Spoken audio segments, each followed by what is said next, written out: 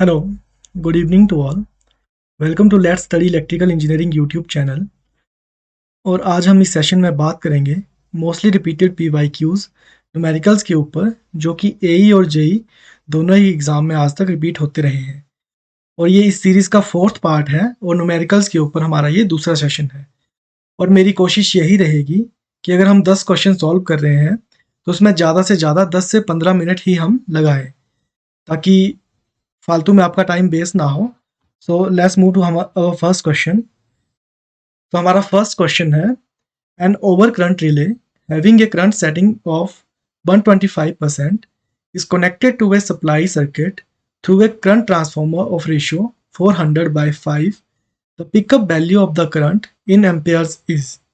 तो इस केस में हमें आई पिकअप की वैल्यू निकालनी है रिले के लिए, दैट इज आई पिकअप। तो इसको हम इस तरह से सॉल्व करेंगे, दैट इज करंट सेटिंग।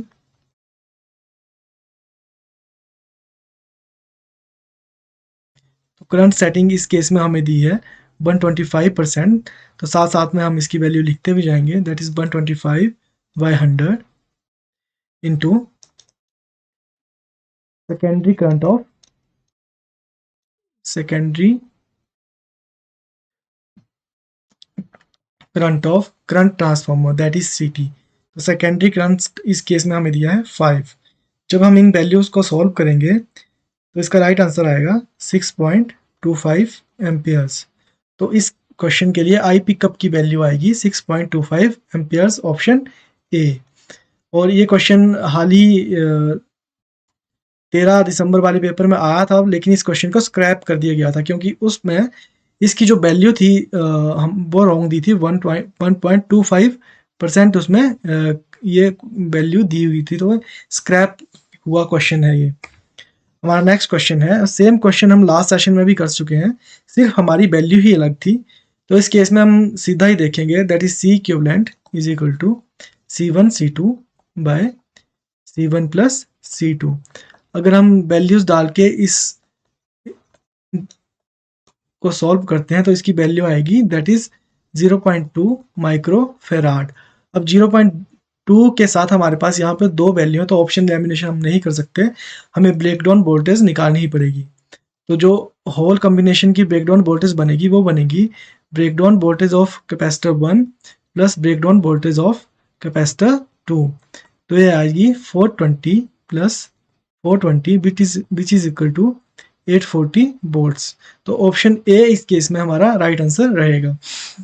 सो हमारा नेक्स्ट क्वेश्चन है, the EMF induced in the armature of a shunt generator is 400 volts. The armature resistance is 0.1 ohms. If the armature current is 200 amperes, the terminal voltage will be। ये question काफ़ी बार JEE और एई के exam में repeat हुआ है, और इस question में है कुछ नहीं, सिंपल सी एक इक्वेशन ही लगानी है। लेकिन यहाँ पे आप हमेशा चेक करिएगा कि हमें जनरेटर के केस के लिए पूछा गया है, ये मोटर के केस के लिए पूछा गया है। अब इस क्वेश्चन को हम जब सॉल्व करेंगे तो इसमें जनरेटर के लिए हम ऐसे EMF minus armature current into armature resistance, that is 400 volts minus 200 amperes into 0.1। तो इस केस में जो टर्मिनल वोल्टेज की वैल्यू आएगी वो आएगी 380 वोल्ट्स। तो इस केस में जो हमारा राइट आंसर है ऑप्शन ए हो जाएगा। और इसी क्वेश्चन को अगर मोटर के लिए एग्जामिनर पूछता है तो उस केस में हमारा जो फॉर्मूला है that is EMF plus IA हो जाएगा। और जब हम इसमें वैल्यू डालेंगे, पुट करेंगे, तो इसकी वैल्यू आएगी 420 वोल्ट्स। तो प्लीज़ इस चीज़ का ध्यान रखिएगा कि हमसे क्वेश्चन में जनरेटर के लिए वैल्यू पूछी गई है या मोटर के लिए। सो हमारा नेक्स्ट क्वेश्चन है, a 3-phase circuit is rated at 2000 MVA and 33 kilovolts, its breaking current will be. ये क्वेश्चन तो 12 दिसंबर को जो एग्ज़ाम हुआ था लास्ट ईयर उसमें आया हुआ क्वेश्चन है। तो इसमें हम आई ब्रेक की वैल्यू निकालेंगे, और इसमें हम कैसे निकालेंगे, that is rating of circuit breaker divided by phase voltage. और यहाँ पे हमें लाइन वोल्टेज दी गई है, तो इसको कन्वर्ट करने के लिए हमने √3 से मल्टीप्लाई किया। और इस केस में हमारा जब हम इसको सॉल्व करेंगे तो 34.99 किलो एम्पियर्स हमारा आंसर आएगा, which is approximately equal to 35 kilo amperes. तो इसमें ऑप्शन सी हमारा राइट आंसर रहेगा। और ये जेबी गुप्ता से उठाया हुआ डायरेक्ट क्वेश्चन है, जेबी गुप्ता की बुक में ये क्वेश्चन दिया हुआ है। और इससे जो अगले दिन एग्जाम हुआ था 13 दिसंबर को, वो जेबी गुप्ता की सेम बुक से उसी क्वेश्चन नंबर से अगला क्वेश्चन नंबर उठाया हुआ है। इसमें हमसे पूछा गया है making current, that is I making.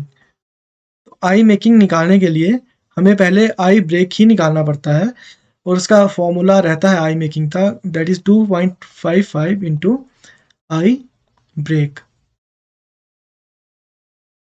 तो जब हम इसको सॉल्व करेंगे, इसी क्वेश्चन को सॉल्व करेंगे, आई ब्रेक तो एकदम लास्ट क्वेश्चन के जैसे ही आएगा, दैट इज 2000 ऑब्लिक √3 इंटू 33। सो इस क्वेश्चन का राइट आंसर आएगा 89 किलो एम्पियर सॉल्व करके, और ऑप्शन डी इस क्वेश्चन का सही आंसर रहेगा।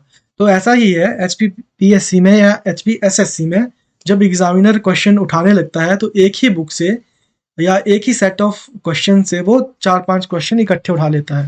हमारा नेक्स्ट क्वेश्चन है, if the time of operation of A relay for unity time multiplier setting is 10 seconds, तो यूनिटी TMS के लिए हमारी जो वैल्यू है वो है 10 सेकेंड्स। ठीक है जी, ये सिंपल सा रीजनिंग का ही एक क्वेश्चन मान लीजिए आप। Then time of operation for 0.5 TMS, that is time multiplier setting. तो इसकी वैल्यू क्या आ जाएगी हमारी, नॉर्मल से 0.5 से 10 को मल्टीप्लाई करके 5 सेकेंड्स हमारी इसकी वैल्यू हो जाएगी। तो option D is right answer. हमारा नेक्स्ट क्वेश्चन है, a current source of 5 amperes having internal resistance of 10 ohms is connected to a resistance that is R is equal to 5 ohms. The current in the resistance is। काफ़ी simple सा question है, और examiner में इसमें आपका basic knowledge test करने की try की है। तो ये आ गया हमारा 5 एम्पेयर का करंट सोर्स। तो मोस्टली जो स्टूडेंट्स होंगे वो गलती क्या करते हैं कि यहाँ पे सीरीज में ही हम इंटरनल रेजिस्टेंस को नॉर्मली शो करते हैं, तो यहाँ पे सीरीज में शो करके क्वेश्चन को गलत कर देंगे। लेकिन हमें अगर आपको याद होगा तो करंट सोर्स के हमेशा पैरेलल में ही जो इंटरनल रेजिस्टेंस है उसकी वो शो की जाती है। तो ये आ गई 10 ओहम्स, और हमारे पास रेजिस्टेंस तो हमारे पास 5 ओहम्स का दिया ही है। अब यहाँ पे हमें आई की वैल्यू निकालनी है, दैट इज करंट की वैल्यू निकालनी है। तो ये सर्किट हम देख रहे हैं कि दो रेजिस्टेंस हमारे पैरेलल में है, और जो हमारा करंट सोर्स है वो लगा हुआ है। तो सिंपल से हम करंट डिवीजन रूल लगा के हम इसकी वैल्यू निकाल लेंगे, दैट इज 10/5 + 10। और जब हम इसको सॉल्व करेंगे तो इसका आंसर आ जाएगा 3.33 एम्पियर्स। सो बेसिक सा क्वेश्चन था, सिर्फ यहाँ पे जो सर्किट में इंटरनल रेजिस्टेंस शो करना है उसमें ही एक गलती के चांस बनते हैं, बाकी तो कोई गलती इसमें होनी नहीं चाहिए। हमारा नेक्स्ट क्वेश्चन है, a high frequency lossless line has the inductance of line L is equal to 1.2 millihenry per kilometer and capacitance C is 0.05 microfarad per kilometer. The characteristics impedance of line is। तो हमें भली भांति याद होगा characteristics impedance का जो formula इस case के लिए बनेगा, that is √L/C। So under root, अब L और C की वैल्यू हम इसमें भर देंगे, that is 1.2 into 10⁻³ by 0.05 into 10⁻⁻6। जब हम इस वैल्यूज़ को इनको सॉल्व करेंगे तो इसकी सिंपल सी वैल्यू आएगी 155 ओहम्स, और यही इस क्वेश्चन का राइट आंसर है। सिर्फ एग्ज़ाम में आपको ये वैल्यू ही सॉल्व करना थोड़ी सी मुश्किल जा सकती है, बाकी तो इसमें कुछ डिफ़िकल्टी वाली बात है नहीं। सो हमारा नेक्स्ट क्वेश्चन है, a 3-phase 50 Hz induction motor runs at 965 rpm at full load. The speed of stator field with reference to rotor field is। तो हमें जैसे हम हमेशा पढ़ते हुए हैं कि stator field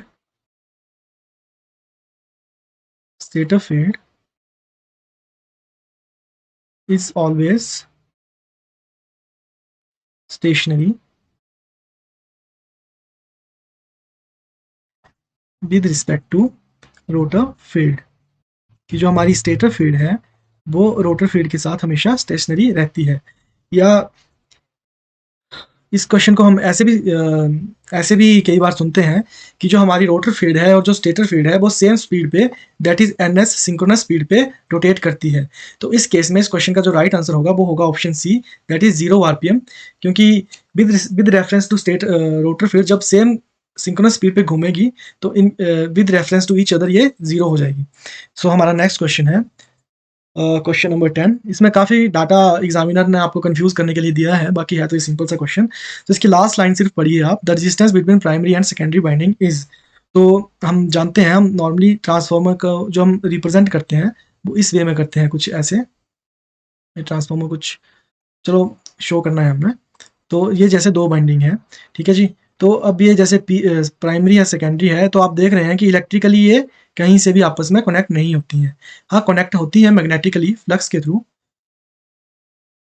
लेकिन इलेक्ट्रिकली ये कहीं से भी कनेक्ट नहीं होती हैं।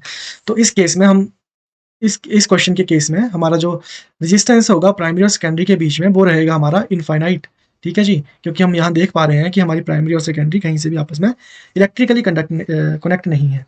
So thank you, that's all for today. Please like, subscribe and share the channel. और हाँ, हमारे टेलीग्राम चैनल पे थोड़ी सी दिक्कत आ गई थी, उसमें मैसेज आप नहीं कर पा रहे थे, तो प्लीज़ आप इस चैनल को जाके दोबारा से देखिए। अब ये दिक्कत दूर हो गई है और आप इसमें मैसेज कर पाएंगे। और हाँ, मेरी हमेशा कोशिश रहेगी कि जो भी आपको मैं क्वेश्चन सॉल्व करवाऊंगा, जैसे फॉर एग्जांपल 10 क्वेश्चन सॉल्व करवा रहा हूँ, तो मैं सिर्फ आपके 10 से 15 मिनट ही लूँ, क्योंकि एग्जाम में भी हमारे पास एक क्वेश्चन के लिए लगभग 1 मिनट से भी कम का टाइम रहता है, या 1 मिनट का ही टाइम रहता है।